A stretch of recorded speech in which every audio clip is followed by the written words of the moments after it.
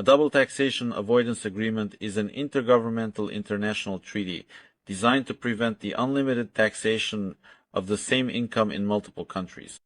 As a rule, it is concluded with the aim of promoting economic cooperation between different countries.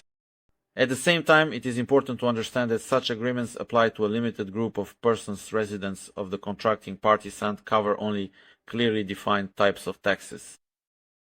For example, these agreements usually do not apply to VAT or certain indirect taxes, but they do cover corporate income tax, capital gains tax, and property tax.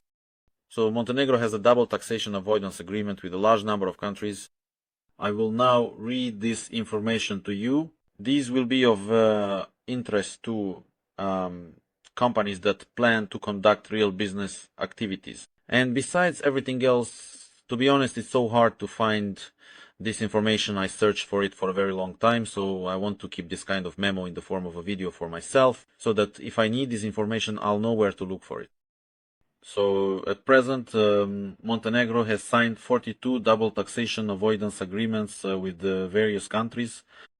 36 of these agreements have already come into force, and another 6 are currently under consideration by the parliaments of various countries.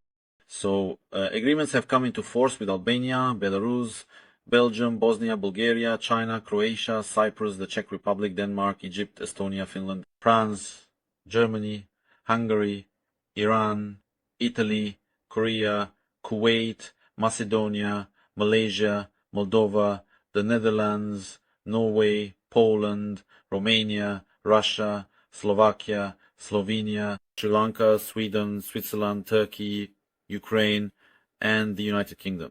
But for most of us, I think what's most interesting is that there are agreements with Belarus, Russia, and Ukraine, since the overwhelming majority of immigrants from these countries come from these 3 nations.